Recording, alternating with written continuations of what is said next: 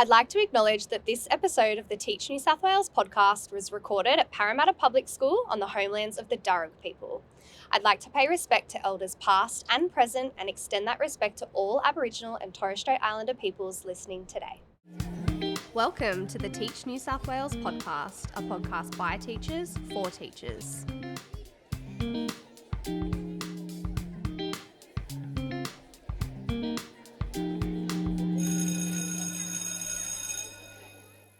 Hello, everybody, and welcome back to the Teach New South Wales podcast. We're very excited to be hosting today's episode with Joanne. Before we introduce Joanne, I'd like to introduce myself, Siobhan, and my wonderful co-host, Katie. Hi, everybody. And thank you again for joining us today, Joanne. Pleasure. Just to give our listeners at home a little bit of context, Joanne is the Executive Director of the School Leadership Institute and is a passionate leader whose decision-making keeps students at the heart of her work to ensure that every child is supported to pursue their passions.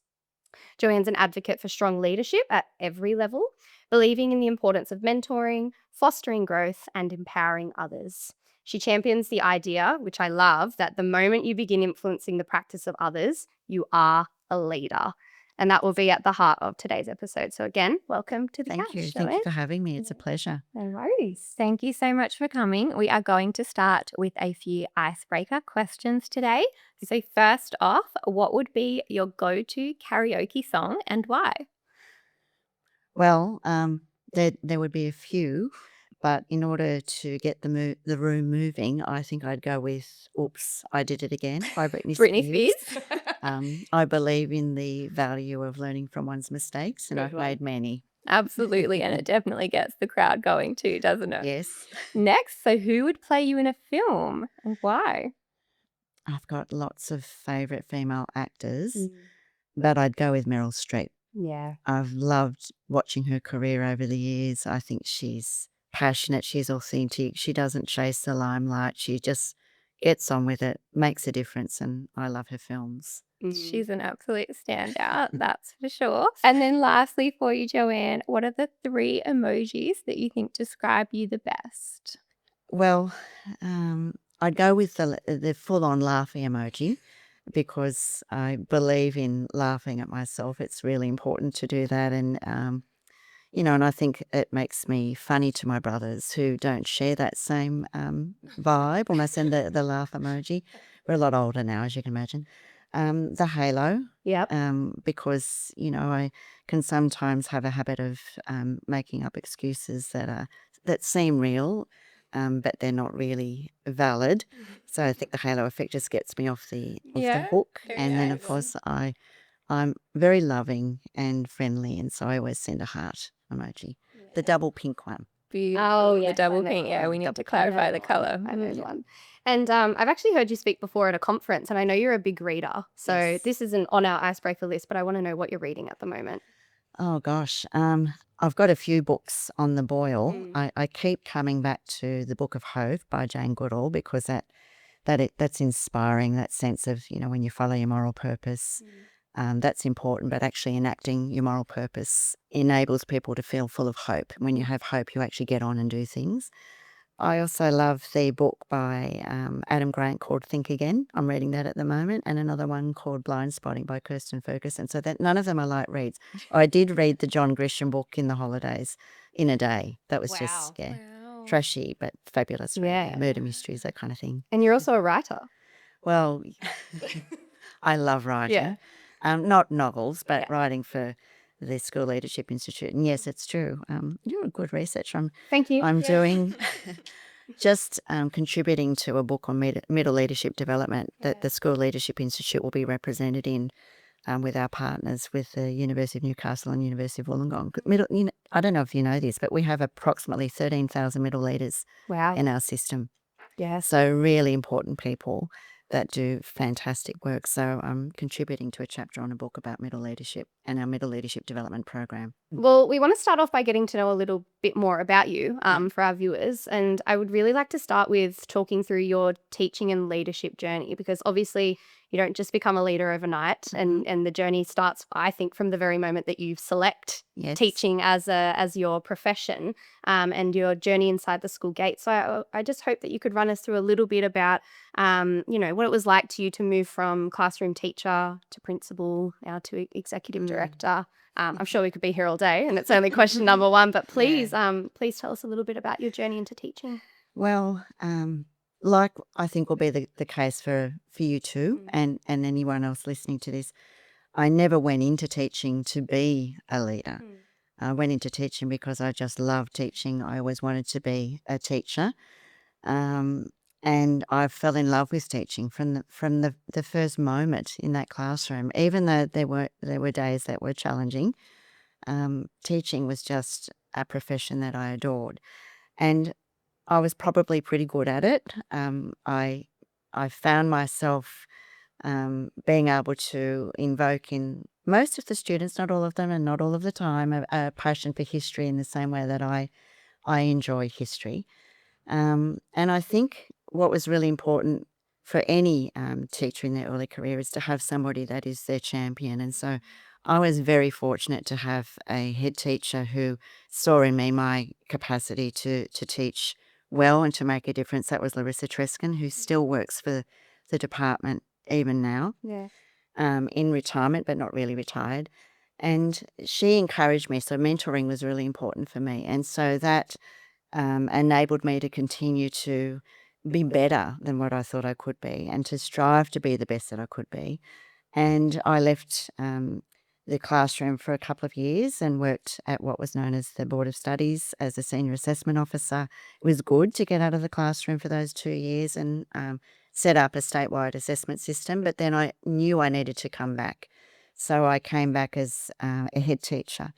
And I was a head teacher for 10 years and I just loved it. I didn't want to do anything else. I had my team. It was a brand new school, grew my faculty to about 10 staff at the time.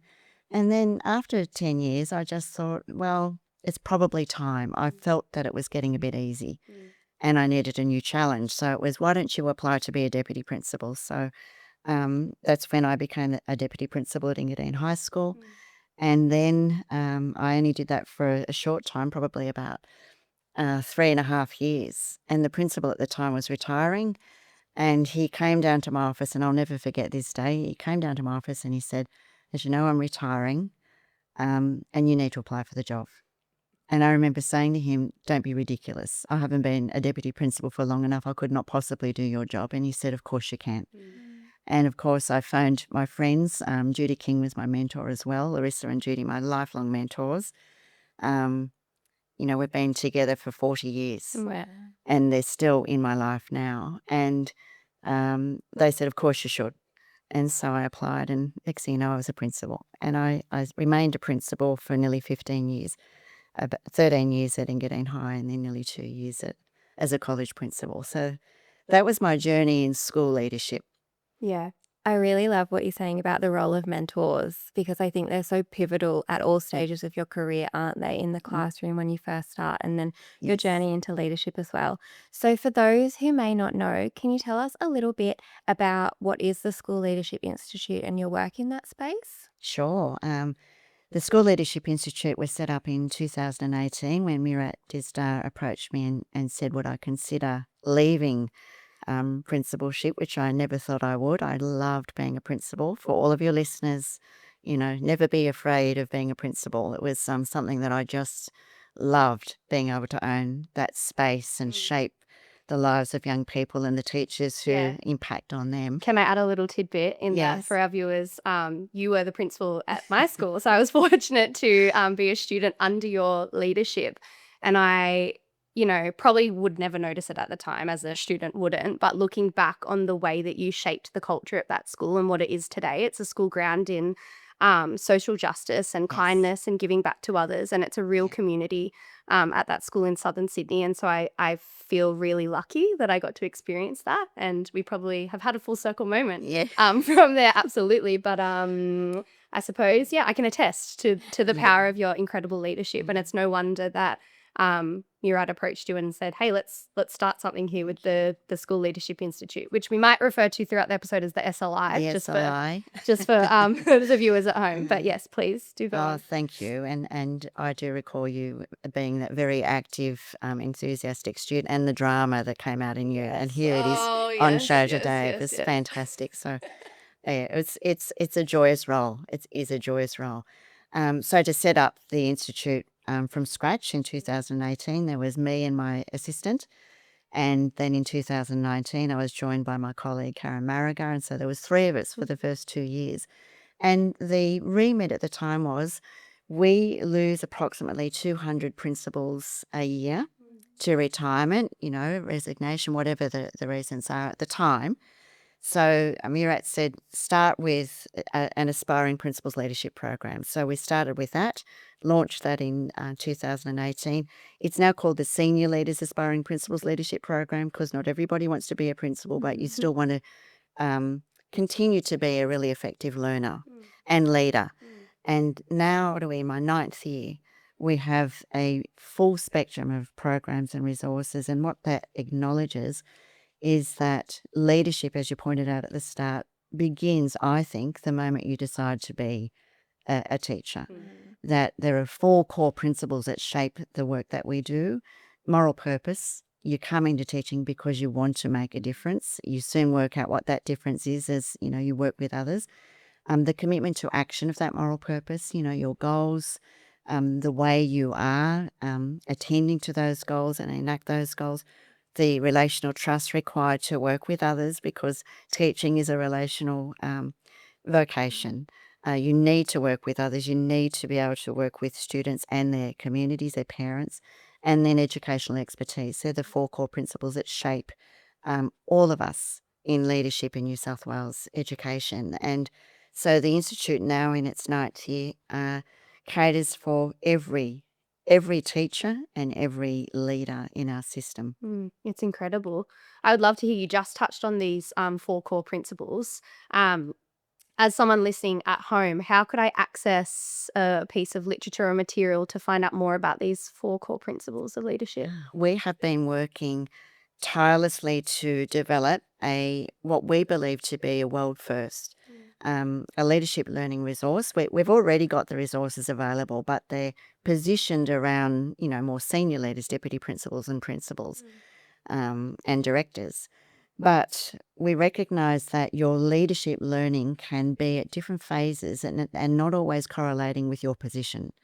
You can be a middle leader, but your interest and your expertise in perhaps collaborative culture is really sitting at a level that you might expect from a principal. But you'll be able to access podcasts, readings. You'll be able to tailor your own professional learning, because when you come into teaching, your learning does not stop just at the, becoming proficient at your subject area, such as history, which is our joint passion, but it continues throughout your career. So you'll be able to access all of those resources. Fantastic.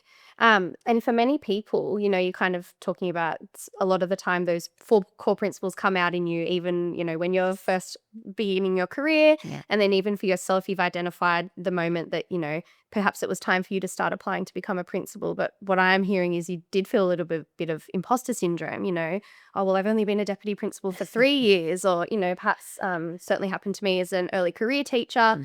Head teaching opportunities were coming my way, and I thought, well, I couldn't possibly, because I've only been a teacher for X number of years. Like, I'd be interested to hear your perspective on leadership in years versus leadership against those 4 core principles. Like, do you believe that you need those 4 key elements before you step into leadership? Can they grow with you? Like, I'd love to unpack those a little bit question. more. Yeah. I wish I could lay claim to your level of intellectual humility there. I think the 4 core principles are within us, the moment we step into that classroom, but they grow with wisdom.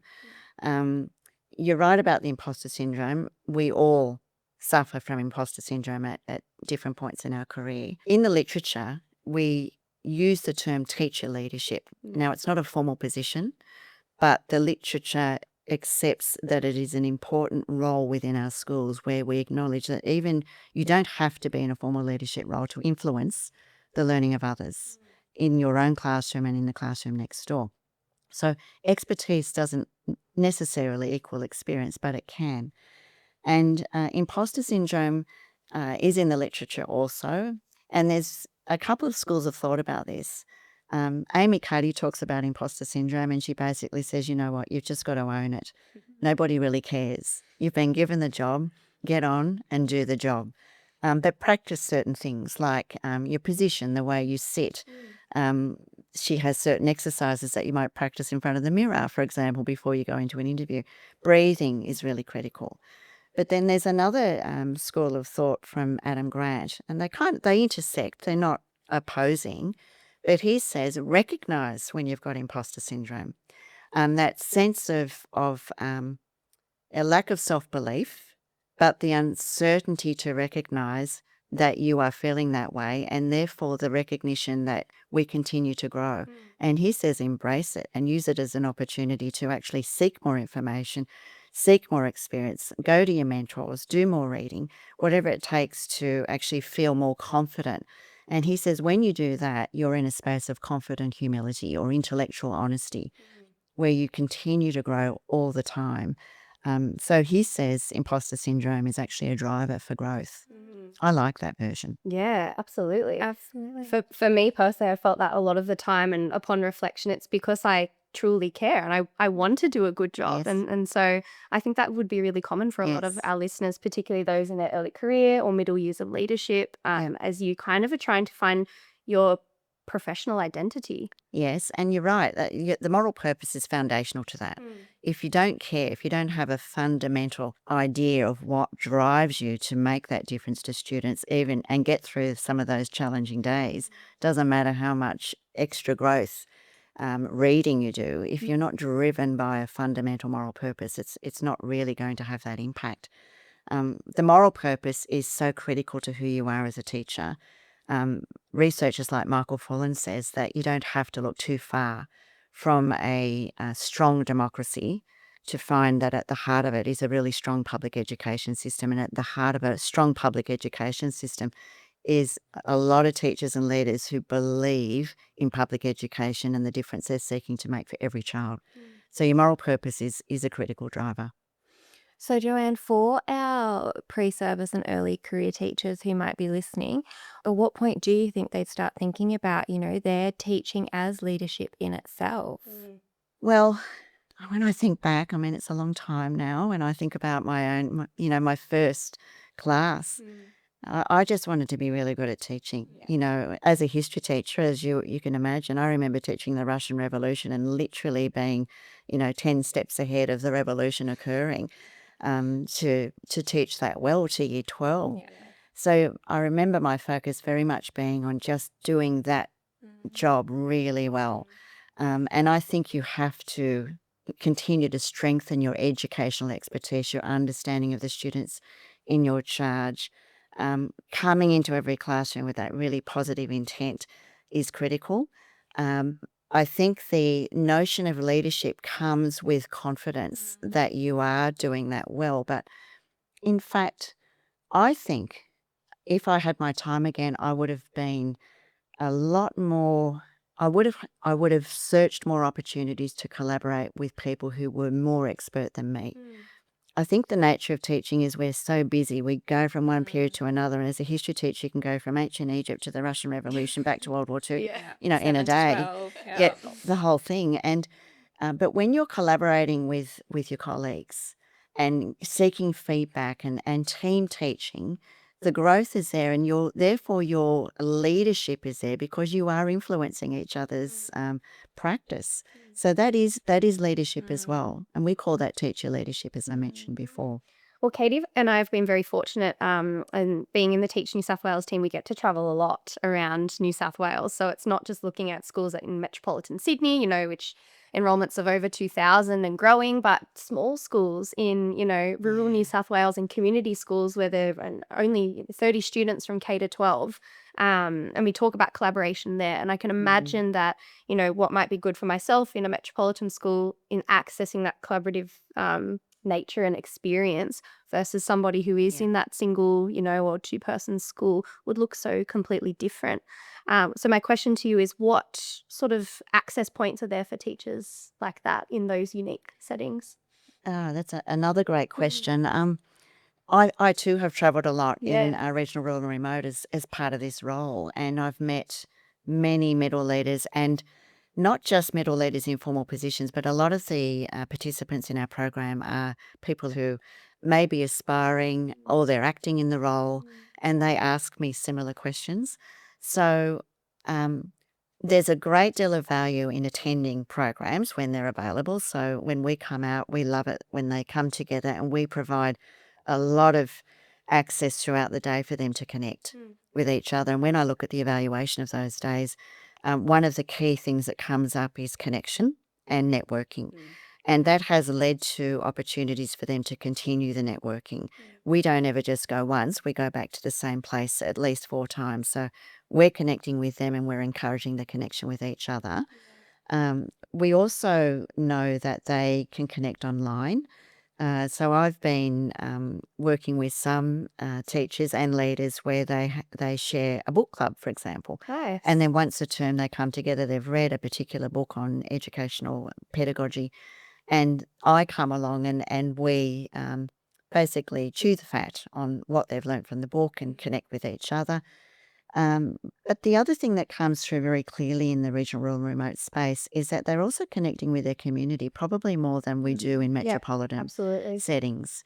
And that's really important because when you are a leader and a teacher in a regional, rural and remote school, I think there's a much sharper focus on the moral purpose of why you're doing what you're doing, because you're living in the community, you're friends with the parents of the students that you teach, your children are playing soccer on the weekend.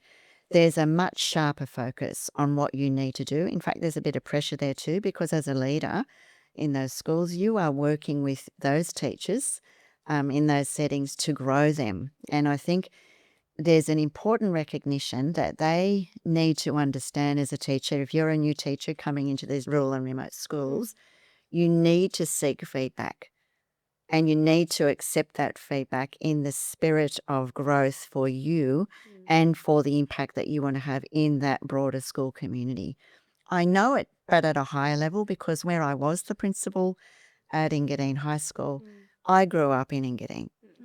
That does sharpen your focus. You want that school to be the best that it can be, because I grew up in the community and I lived near that community as well. So that is a really important facet. I hope I've answered that question. Absolutely. Absolutely. And I would agree with you. Like, I've taught rurally myself, and in terms of that, how much you're embedded in the community and how much that sense of purpose grows. We know it's already really strong in the teaching profession, but being out in a smaller area, it really just hits home as well. It sure does. In fact, I'll give you an example.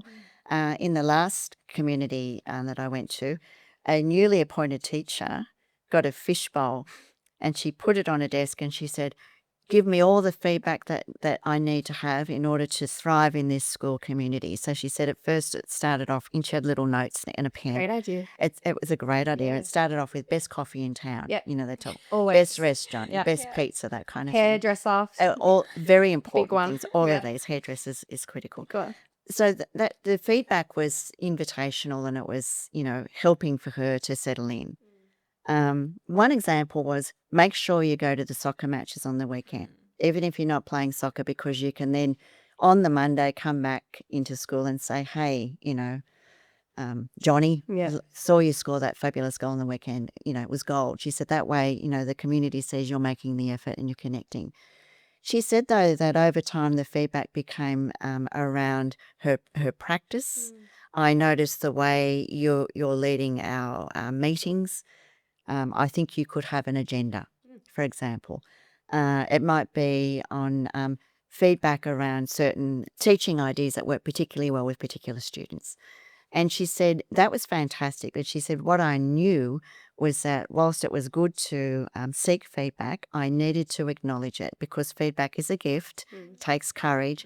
So she said I would start pulling out what was in the fishbowl and sharing it back with them.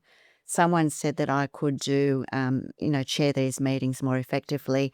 This is what I'm going to do, and I would really like your feedback to see if that's working better by the end of this term. That kind of thing. I thought that was a fantastic idea. Absolutely. And it's ongoing, and that invitational piece, your colleagues know the fishbowl is always there now. And so Yes. when you find the time, add to the Yes. fishbowl. Know that what I take out of the fishbowl, I'm going to read and action it the way that I see fit, or at Yes. least acknowledge it. Yes. And for me, what I'm hearing in that story is a teacher or middle leader who is so open to receiving feedback. For most of us, that concept can be scary, though, because it's quite easy to get into that negative thought loop. Yeah. And that feedback is always, a personal take, rather than looking at it from the outward perspective of it's really for growth, and what do we want to do? We want to impact our students' outcomes. So how can somebody who might be in that frame of mind, that sort of negative loop towards feedback, shift themselves into one that is more of a positive way to include and implement feedback in their daily practice? Oh, that's a great question. Feedback is absolutely critical for our growth. I think we forget that when a newly appointed teacher comes into our midst, how much they want feedback. Yeah. I remember, if I go back to the Russian Revolution, I used to type my lesson plans. I know that sounds very nerdy, but I was so particular about, I'm going to do this and then this, forgetting the fact that, you never finish the lesson the Of way you course, thought. yeah. You forget about the wind and Yeah. the rain and I can relate all that. The photos, the bell, It's everything. absolutely all of those things. I wanted feedback. Yeah. How do you think this is going to work? How am I going to work with that particular child? That child just doesn't seem to engage. I wanted help and support around that. And I think we forget that teachers new to our schools want that feedback. So we need to be able to be willing to mentor and support them through that without crushing their confidence. So yes, it's a delicate dance, but let's not assume they don't want it. They do want it. For us, as we move into that leadership space, teacher leadership space, the research is really clear on this. You cannot give feedback until you get it. Yeah. You have to get it yourself. Now, how do you get it? If we ask questions like, how did I go? Well, you're going to get really, sort of nebulous responses like, oh, that was great. It was terrific. It's not helpful. Feedback requires you to think about your goals, that commitment to action piece I was talking about. What is it that you're trying to work on as a leader? Is it about the way you manage, the time in your faculty and the opportunity for everybody to have a voice in your faculty? So that's a specific thing that you're seeking feedback on. So then the conversation to your team is, I'm trying to make sure that these meetings we have, which are precious, really maximize the time that we have with each other together. I want to make sure that I give all of you an opportunity to have a voice. And so this is what I'm going to try to do better. I'm going to make sure we have agendas that you can contribute to. I'm going to give you things to read beforehand because I know that some of you like to have time to think before being put on the spot. And I'm going to try and maximize the opportunity to have the voices of everyone in the team heard. So they're the three things that I really want to achieve.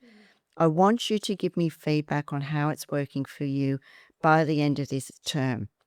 Now, that's specific feedback, and it's not soul-crushing feedback because you're asking for it.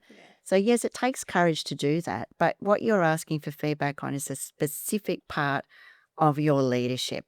And people are more willing to do that when you're specific as opposed to, what do you think about my leadership? How am I going? They're not going to give you feedback that is really open and honest because they're going to worry that it's going to crush you. So how can our leaders create those safe spaces for our teachers to take risks and then in turn develop their practice as a result of that? Look, that's another great question. There's a lot. There's a lot. It's about the who you are as a leader. Leaders need to be able to demonstrate that they welcome ambiguity, the certainty of uncertainty, that when you are working with your team, you don't come across as being the person who feels they need to be the font of all knowledge, that they have answers to every question, because the reality is you don't. So being able to be that authentic person that is quite comfortable in saying what they don't know, drawing on the strengths of the team to be able to contribute to the whole of the knowledge of that team. I had the wonderful opportunity to go and study at Harvard back in 2019. And this Professor Jen Lerner, who we have a recording of, she was just a genius. She was the advisor to the Pentagon on the science of decision making, and then she became a lecturer at Harvard. And you could just tell she was you're in the presence of a genius. She talked about the fact that as leaders, we often think about cutting the pie differently to, provide people with access to information or opportunities for programs. And she said, we need to stop thinking about cutting the pie differently. We need to think about expanding the size of the pie. Now, you expand the size of the pie by following your role as a leader, which is to develop the capabilities of others. And so you develop the capabilities of others by giving teachers the opportunity to grow. The literature says that teachers in their first 5 years at least want voice and agency. They want to have opportunity. They want to have a sense of a professional trajectory. And that when you give them that, they're more likely to stay in the profession, be sustained in the profession, and build their confidence. So your job as a leader is to say, I welcome your ideas, and my personal favourite, which I continue to work on all the time, is to get better at asking questions. We don't ask questions that are genuinely open-ended. And there's really interesting literature on this that says that 40% of our questions are really statements in disguise. Another 40% of our questions are judgments in disguise. And I think as a mother, I probably did that quite a lot. Things like, what were you thinking? Yes. It's not a genuine question. I know the answer. Yeah. Not a lot. Not a lot. So 20% of our questions are ever really decent, open-ended questions. So being able to be confident to say to your team, that's a really interesting point of view. I hadn't thought about it that way. Could we explore that? It doesn't mean that you're going to agree. And we're not seeking agreement when we're working with our teams. We're seeking understanding. We're seeking to value the opinions of others, and to have teachers who are in their early career who may be thinking that they have a mighty dose of imposter syndrome, that they've got nothing to contribute. A middle leader's role is to say, I welcome your opinion. It might not be the same as what I'm thinking, but I'm going to say to you, that's a really interesting point of view. Could we explore what you mean by that a little more deeply? And I think it's that idea of being curious as well. Isn't it? Absolutely. Being curious to find out more, which I think for me as a teacher, that was so important to how I approached my classroom, the learning that I was doing for my students. And I think it's really lovely when we can model that no matter what stage Yes. of our career or our leadership Absolutely. we're at. And I suppose we've spoken a little bit about teachers entering leadership at different points and different stages Yeah. of their career. I'm wondering what kind of support, and you've told us a little bit about this, but I'm keen to hear more. What sort of support is available through the School Leadership Institute for those teachers? Yes. First of all, I love that you mentioned curious. Curious is one of our mindsets. Yeah. Absolutely critical. It enables you to ask better questions. But more importantly, I think it is a disposition. It's a mindset that says, when I'm in a curious space, I am genuinely seeking to understand And open. and be open to different points of view, different perspectives, which you need you need in all school communities, I have to say. Absolutely. It does sharpen your focus in a regional, rural, and remote community. The way this leadership learning resource is set up is, it doesn't matter where you are, you'll be able to tailor your own leadership journey. You'll be able to tailor it across your school, across networks. In my early career, because I was a history teacher, I was part of the History Teachers Association.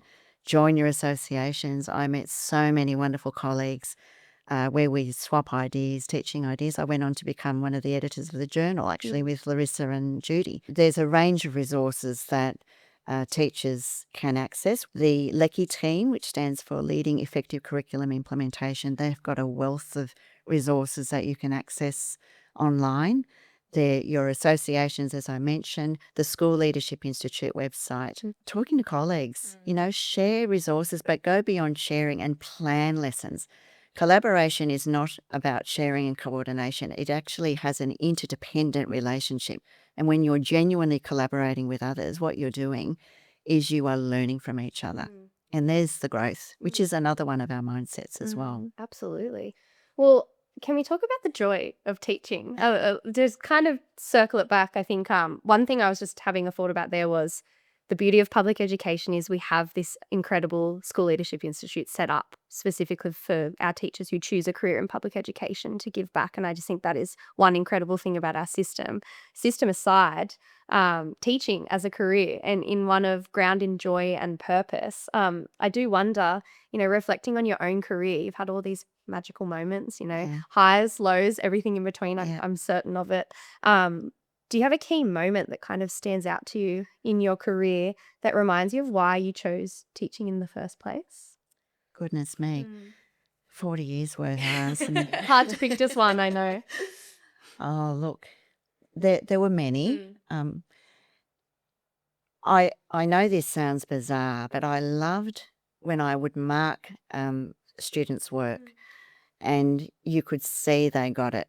That they're especially at the HSC level, because that was the pointy end for me as a secondary teacher where, it's looming and you'd give them one of those really hard questions and I'd be sitting up marking and you could see a child who had nailed it. I love those moments. I love the moments when I would mark essays for students and I'd come into class, and one of the things that I used to do was I would ask a student's permission to share, for example, their introduction. I have a view that if you can nail the introduction, you can nail the rest of the essay, because the introduction's role is to answer the question.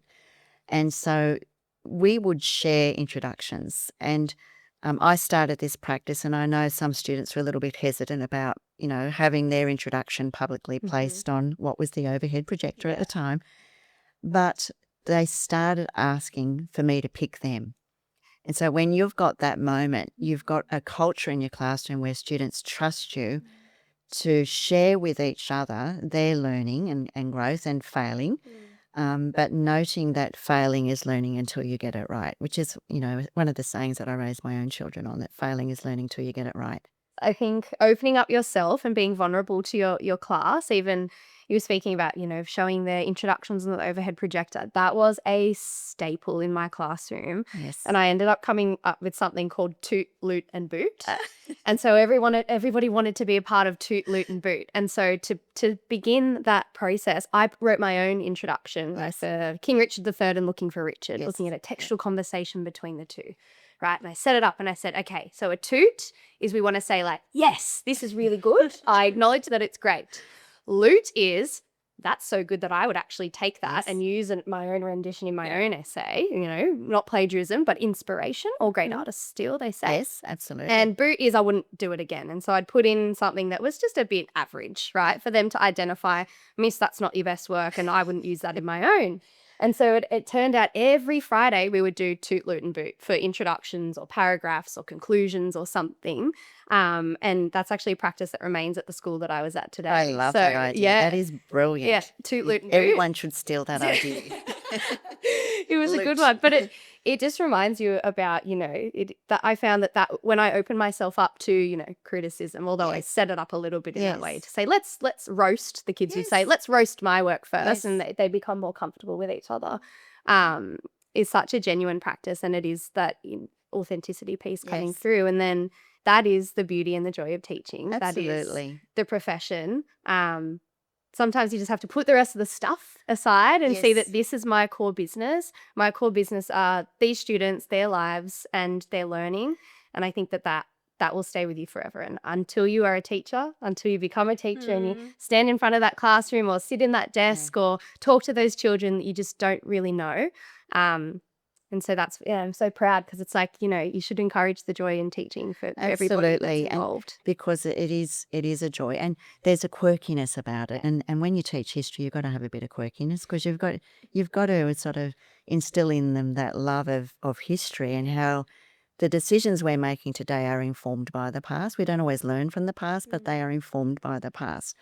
I mean, those kinds of lessons are critical for students to finish school. And I guess if we talk about the joyous moments, it's when they come back. Yeah. And I've had students come back to me, as a principal, Miss, do you remember me? I've had students come back and apologise for their behaviour, as they've thought about it. I mean, that's joy. Yeah. To think that you've shaped the life of somebody in a way that's helped them to become a better version of themselves. That was joy. But then the other part is that, the joy of deputy principalship and principalship, and I miss it now. You have a much more direct connection to students and their families in those roles, where you are working with those families to help support them to shape their child to be the best they can be. And we assume an awful lot in leadership. In teaching, we assume an awful lot, but I think as leaders we do too. I think we have to assume that when parents send their child to you, they send their child to you trusting that you will love their child as much as they do, even on the days when they feel like they might not love them quite so much, because they want their child to be the best they can be. And when you are working with parents who might seem a bit agitated, just remind yourself they're not agitated at you, they're anxious. They're anxious about wanting their child to succeed and thrive at school, and they trust you to be the person to do it. And if you're suggesting that you can't, then you are breaking that trust with those parents in a way that's very hard to get back. Joanne, it's been so inspirational hearing about your story and your career today. For those teachers who are looking to move into leadership or formal leadership positions at the moment, what's one piece of advice that you'd leave them with today? I think it's important to be reflective about who you are as a leader. Recognize that we're never there. We're continuing to grow. So that growth-oriented mindset is really critical. And when you have that mindset, it stirs you into action to seek advice from mentors, shadow other people. I should have read more before I became a deputy principal. I mean, the truth is that I didn't have a lot of time, but there's podcasts now. So, you can, there's audiobooks you can listen, because that's how you grow and you get inspired to, take some information and translate it into your practice. I'm very good at stealing ideas, and teachers are very good at being eclectic and taking someone else's good idea, like the loot idea. Toot and boot, if you Toot will. and boot idea. I love it. And translating it into your own practice. And when you do that, you are then actioning it. And to teachers to know. So if you'll read something and you'll get to the bottom of the page and think, what was that? And until you actually take it and use it in your practice or with a conversation with someone and keep practicing it, you'll lose it. So I think there's never just one piece of advice, but having that mindset that says, I'm focused on students, I'm focused on my growth, because I recognize when I'm focusing on who I am and how I can continue to improve, it's not about beating myself up and saying I'm not good enough. It's saying that I can continue to be better. And you learn so much from that. I can give you a really quick example. I was in my 7th year as a principal, and I knew that I was starting to feel quite comfortable, and I think the literature says after 7 years, your school is starting to feel like the culture is there and you've shaped it and it's, bubbling along. You don't want to lose that. You want it to keep moving forward. And I remember seeing an advertisement for to go to just a one-day workshop. It was women in leadership. And I came away from that workshop with 2 things that I wished I had known about when I first started teaching. And I have shared since in other programs. And so I'm not going to explain them in their detail, because your listeners will be able to, look them up for themselves. 2 frameworks. One was the ladder of inference, which is really about getting better at suspending assumptions. Professor Jen Lerner, she said to us at Harvard, what you see is all there is. Don't assume anything else. Look at the data that you have and work with that data. And if you don't have enough, find out more, but don't assume anything. Assume best intent. It's emotionally so much better to just assume that everyone you're working with is wanting to do the best. And the second was the line of choice. And the line of choice asks of us to recognize that we own our choices, that we're responsible for our choices, and we're focused on solutions. And so when you're above the line, as they say, you have ownership, you have accountability, and you have responsibility. Those 2 frameworks really helped shape the remainder of my leadership and helped me remain in that place of good intent. and spurred me to continue to do the best that I could. And I think just focusing on progress over perfection is something that I always used to think about at all stages of my Yes. career too. Amplify. Michael Bournier-Stainer, we've got a recording of him, but he says, don't focus on your gaps so much and your weaknesses. It's good to acknowledge them. There's nothing wrong with acknowledging, because that's part of accurate self-assessment and self-awareness, to recognise perhaps where there are things you can strengthen. But he says, learn to amplify your strengths and make them even better. I think that's a great teaching technique. I love the way you wrote that. Even better, try this, try this sentence here, or perhaps you could think of a different word.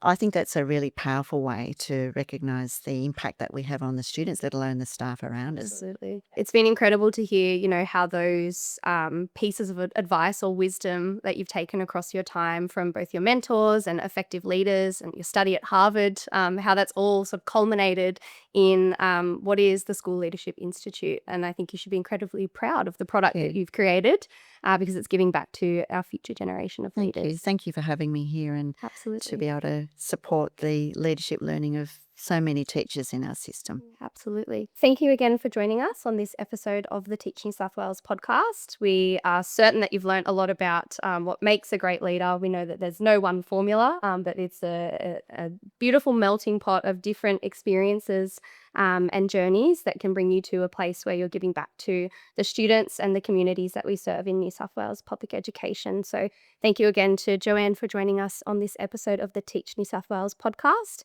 And we will see you in the next episode. Take care, and until then, goodbye. Bye, everyone. Thank you for tuning in to the Teach New South Wales podcast, where we explore the dynamic world of education. Don't forget to follow, like, and subscribe to be notified when new episodes become available. You can find us on social media via our handle @Teach New South Wales. Until next time, keep learning, keep teaching, and keep making a difference. This podcast is produced by the Teach New South Wales team from the New South Wales Department of Education.